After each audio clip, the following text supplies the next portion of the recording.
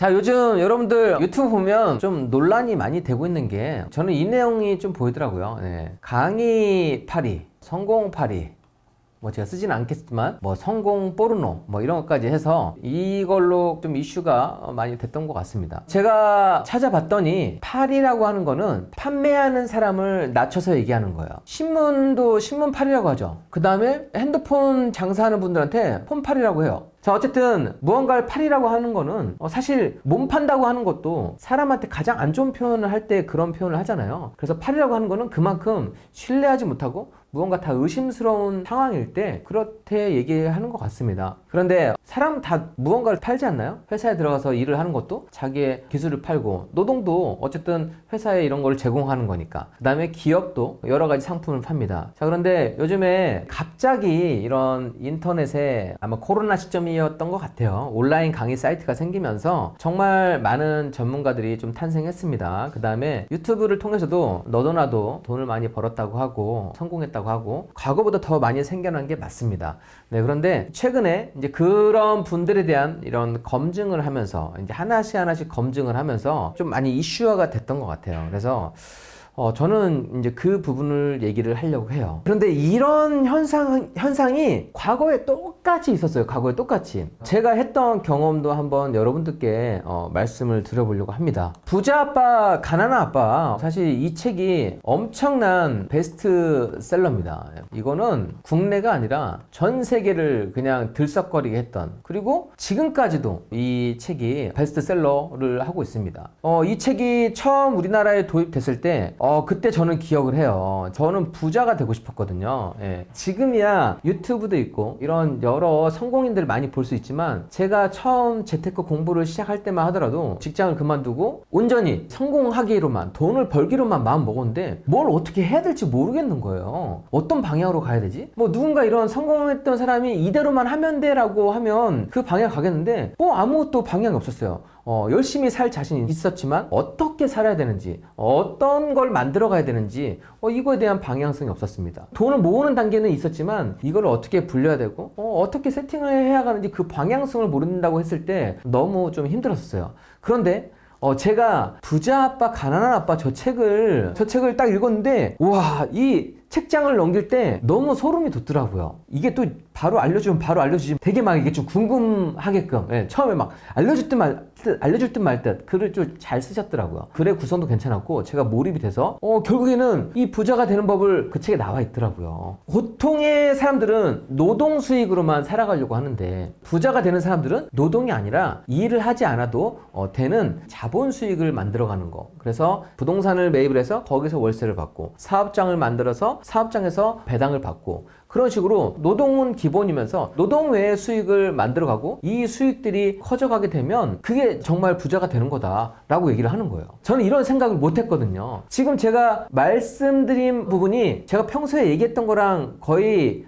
매칭이 되지 않나요? 제가 평상시에 항상 현금흐름 강조를 하고 노동 외의 수익, 자본 수익 얘기하는 거 맞아요. 저도 이 책을 통해서 정말 깨달음을 얻었습니다. 그래서 제가 저 책을 처음 보고 나서, 야, 그동안에 내가 그렇게 찾고자 했던 그 방법을 찾았구나, 그래 이거야 라고 생각해서 전 너무 기뻤거든요. 이 책 안 꽂았어. 우리나라 전체가 또 부자 아빠 열풍이 부은 거예요. 그래서 이때 TV를 틀면 2003년도예요. 2003년도. 제가 2002년도 그때 처음 들어왔을 때 읽었으니까, 한국투자증권에서 부자 아빠 뭐 펀드를 만들었는데, 막 이 펀드 내용이 뭔지도 몰라. 그런데 펀드 제목이 일단 부자 아빠가 들어갔어. 그러니까 대박이 난 거예요. 여기에 바로 1천억이 모객이 된 겁니다. 이 당시에 부자 아빠 가난한 아빠, 이 로버트 기요사키, 이거를 그대로 따라해보자 라고 해서 커뮤니티도 생겼는데, 커뮤니티로도 엄청나게 사람들이 몰려갔습니다. 저도 여기에 가입했었고, 그리고 이 당시 CF에도 부자 아빠가 너무 핫하다 보니까 김정은 씨가 나왔던 이 카드 광고예요. 모두 부자 되세요. 카드 광고가 왜 부자 아빠인지는 모르겠지만 그만큼 이 부자 아빠라는 멘트가 전 국민이 열광했던, 누구나 다 부자가 될 수 있구나, 정말 노력하면 부자가 될 수 있구나, 이렇게 했던 시기가 있습니다. 그런데 이만큼 재테크 열풍이 불고 다 부자가 될 거야 이렇게 얘기했었는데 이거에 찬물을 끼얹는 그런 사건이 발생합니다. 부자 아빠의 진실 게임이라고 해서 부자 아빠 신드롬은 허상이다. 여러분들 아마 아실 건데 세이노님도 엄청난 부자시고, 이게 또 그냥 기자나 일반인이 했으면은 그렇게 충격이지 않을 건데, 이 세이노님께서 야 로버트 기요사키 별론데? 이게 부풀려졌어. 그리고 거짓이 있어. 그리고 실제 부자인지 아닌지도 잘 모르겠어. 라고 해서 이 시리즈를 몇 가지를 적었어요. 그러니까 부자 열풍이 불었던 이 책에 대해서 저자의 검증이 들어가니까 사람들이 당황하게 되고 거의 완전 찬물을 확 끼얹는 그런 사건이 된 겁니다. 그런데 저는 아까 얘기했잖아요. 제가 취업을 하지 않겠다고 마음 먹고 돈 버는 공부만 이제 하겠다고 마음 먹고 이거를 정답이라고 생각했는데, 정답이라고 생각했던 사람이 이런 뉴스가 터지고 이런 칼럼들을 봤을 때 너무 힘들더라고요.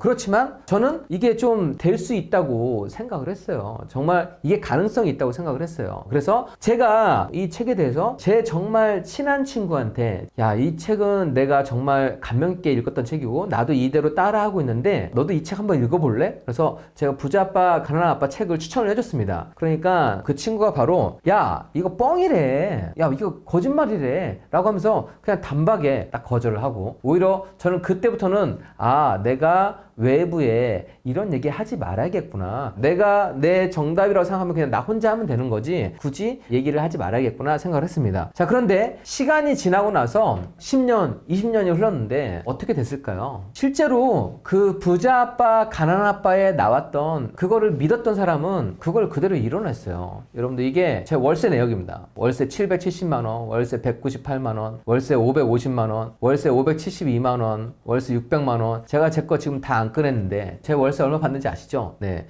저는 정말 일을 하지 않아도 저런 돈이 매월 들어와요. 그리고 부동산만 이렇게 되는 게 아니에요. 제가 이런 사업장을 만들면서 이 사업장에서도 여기서도 지금 배당 수익이 들어오고 있습니다. 사실 이 사업장은 제가 지금 가보지 않는 곳도 많이 있기 때문에 중요한 거는 제 노동이 투입되지 않는 사업장이라는 얘기예요. 여러분들 지금 보면은 부자 아빠 가난한 아빠에 있는 그거를 그대로 현실로 훨씬 크게 저는 만들어냈습니다. 자, 그런데 야 뻥이야 거짓말이래 라고 했던 사람들은 지금 어떻게 살고 있을까요?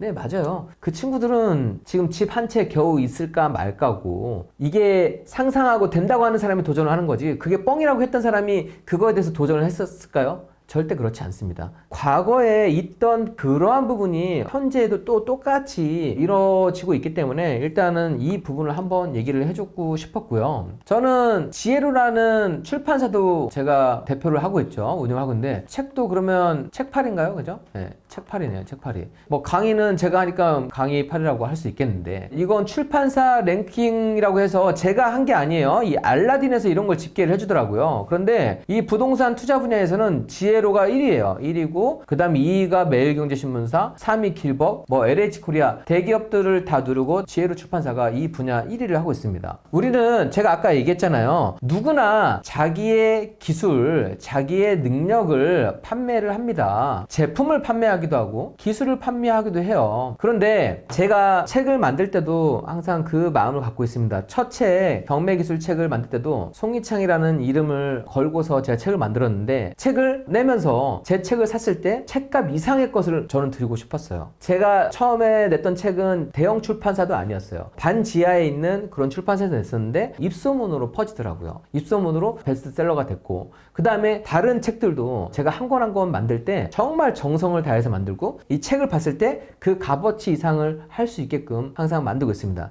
내가 뭔가를 판다 하더라도 남을 속이지 않고 정말 그 소비자가 기대했던 거 이상을 얻어갈 수 있게끔 한다고 하면 그거는 사실 인정을 해줘야 된다고 생각을 해요. 제가 엑시트 책에도 적었지만 여러분들이 나중에 책을 쓰던 아니면 강의를 하던 아니면 다른 상품을 판매하든지 늘 고객이 감동할 수 있게끔 한다고 하면 저는 그게 첫 시작은 조금 미흡할지 몰라도 나중에는 흥할 수밖에 없다고 생각을 합니다. 저는 지금도 강의를 하고 있어요. 저는 지금 강의를 서울에서 안 하잖아요. 지금도 부천에서 하고 있어요. 부천에 시작해서 부천에 하고 있어요. 근데 이 먼 곳까지 교통이 좋지도 않은데 제가 강의 오픈을 하면 제 강의는 30초도 안 돼서 마감이 됐어요. 항상 오프라인 강의도 늘 그랬습니다. 제가 커뮤니티를 17년째 운영을 하고 있으니까 그러면 제 강의는 이렇게 긴 시간 동안 왜 항상 이른 시간에 마감이 될까요? 사실 제가 책으로 만나던 강의로 만나던 우리 커뮤니티에서 만나던 진심으로 우리 회원분들의 성공을 바라는 마음으로 강의 준비를 엄청나게 많이 합니다. 우리 많은 선생님들이 있지만 메가 스터디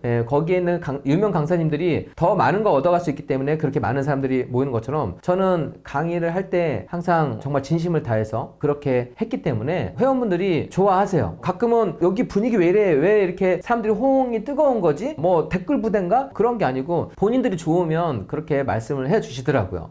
여러분들 책을 읽고 강의를 듣고 나서 자신의 변화된 부분까지 만들어낼 수 있다고 하면 그때는 저는 팔이라고 하는 그런 표현은 하지 않았으면 좋겠습니다. 그리고 세상을 볼 때 너무 부정적으로 보면 안 돼요. 저는 제가 부동산 투자에서도 정말 많은 걸 이뤄냈지만 출판사를 하던 제가 펜션을 하던 펜션을 하나 하더라도 저는 남들이 하지 않는 거 해요. 키즈폴에도 간식으로 치킨 튀겨드리고 오뎅 드리고 아침에도 다른 데는 하지 않지만 저는 조식까지 다 해서 드리면 다른 데서 받지 않는 거를 하기 때문에 고객님들이 제 방문율이 엄청 높아요. 그러니까 이 겨울에도 해외여행으로 정말 많은 사람들이 펜션 숙박시설 안 된다고 했지만 키즈폴에는 계속 만실이었어요. 고객분들을 잘 해드리면 너무 좋은 거 아니에요? 저는 이게 뭐 책이든 강의든 여러 가지 상품이든 카페든 그런 부분에 대해서 여러분들이 나중에 한다고 하더라도 고객을 진심으로 대하면 잘 될 수밖에 없고 여러분들이 또 그런 부분에 좀 배울 점을 가져갔으면 좋겠다는 생각입니다. 그리고 내가 이 세상을 어떻게 바라보느냐가 정말 중요해요. 왜냐면 제가 얘기했잖아요. 부정적인 시선으로 세상을 바라보면 그 사람은 발전이 없는 거예요. 세상을 살아갈 때 어떤 마음가짐으로 있느냐가 되게 중요합니다. 제가 강조하는 거는 세상을 바라보는 시선, 이게 좀 정말 중요하다고 생각해요. 여러분들이 내가 다른 사람들을 바라볼 때 흠결사항을 찾아내는 거에 내가 집중을 할 건지 그 사람이 갖고 있는 다른 장점과 성공 포인트를 챙겨갈 건지 그거는 너무 중요하다고 생각을 해요. 요즘 같은 분위기에 그런 게 너무 생겨났기 때문에 제가 말씀드렸던 거고 지금은 그래요. 과거에는 많은 사람들을 좀 성공시킬 수 있을까 생각을 했었는데 지금은 그렇지 않아요. 간절하고 원하는 분만 얘기해드리면 될 것 같아요. 과거에는 행크TV도 100만, 200만, 300만 이렇게 되면 좋겠는데 그렇지 않더라고요. 오히려 정화된 곳에 그런 분위기로 가는 게 저는 더 좋다고 생각을 하더라고요. 바꿀 수 없는 사람은 또 평생 바꿀 수가 없어요. 여기에서 가장 중요한 건 나예요, 나. 저는 그거에 집중해요. 제가 안 보는 프로도 연예가 중계? 저 그런 거 안 봐요. 예, 연예가 중계. 영화는 봐요. 영화는 보지만 연예인의 사생활 그거 봐서 저는 그런 거에 관심이 없거든요. 왜냐면 그걸 본다고 해서 제 인생이 바뀌는 게 아니잖아요. 그래서 내 인생이 도움될 수 있는 것만 생각하고 도움될 수 있는 것만 보려고 해요. 그래서 여러분들이 세상을 바라볼 때 어떤 거에 좀 포커스를 둬야 될 건지 그래서 두 번째로 얘기하고자 하는 거는 자신이 노력해서 바꿀 수 있는 것만 집중하기. 저는 이거 포인트로 제가 그거를 할지 말지를 항상 결정을 해요. 내가 노력해서 바꿀 수 있는 거. 제가 한 번도 얘기했잖아요. 나라님, 이 정치 물론 우리가 투표는 해야 되겠지만 거기에 너무 몰입한다고 해서 내 인생이 바뀌지 않아요. 저는 제가 노력해서 제 스스로 제 인생을 바꾸고 싶었어요. 그러니까 어떤 거에 더 집중을 하고 어떤 거에 힘을 빼야 될지가 나오더라고요. 여러분들도 마찬가지로 세상을 바라볼 때 긍정으로 바라보고 너무 흠집 이쪽으로만 쏠리지 않고 우리 행크TV 또 라이브 들어오시는 분들은 워낙에 또 괜찮은 분들이잖아요. 그래서 여러분들이 그렇게 해간다고 하면 내가 세상을 바라보는 마음가짐, 대하는 자세, 겸손하고 늘 배우려고 하고 저는 직원들한테도 배우려고 하고 다른 강사님들 성공사업장 가면 항상 배우려고 하거든요. 위에서 너는 뭐가 잘못됐고 너는 뭐가 잘못됐고 너는 뭐가 잘못됐고 하면 늘 제 한계에서 세상을 바라보기 때문에 저는 발전이 없다고 봐요. 그래서 여러분들도 누군가의 단점을 지적하기보다 누군가의 장점을 바라보고 배울 수 있는 부분을 내 걸로 만들어가면 계속해서 성장하는 사람이 될 거예요. 뭐 세상은 어쩔 수 없더라고요. 9대1의 법칙. 왜 90%는 대중이 되고 10%는 성공하는지에 대해서 처음에는 이해를 못했었지만 그게 그렇게 되더라고요. 바꿀 수 없는 분들은 억지로 저는 바꾸려고 하지 말고 자기가 그렇게 해 나간다고 하면 어차피 5년, 10년 후에는 많은 차이가 나 있어요. 사실은 세상은 모순 덩어리고 정의롭지 않고 정말 안 좋아요. 그런데 그거에만 꽂혀 있다고 하면 송사무장 쇼에서도 뭐가 잘못됐고 뭐가 모순이고 뭐가 이것만 찾아도 뭐 저는 몇 시간이도 할 수 있어요. 그런데 그게 아니라 긍정적인 부분을 제가 말씀드리고 나아가는 부분, 내 인생을 바꿀 수 있는 부분을 해가는 게 우리가 다 함께 잘 되는 부분이라고 생각을 합니다. 네, 그래서 우리 행크 분들 모두 다 좋은 결과 저는 진심으로 바랍니다. 네, 여러분들 자기 인생 하나씩 하나씩 도약하고 꼭 성공을 이뤄냈으면 좋겠습니다. 감사합니다.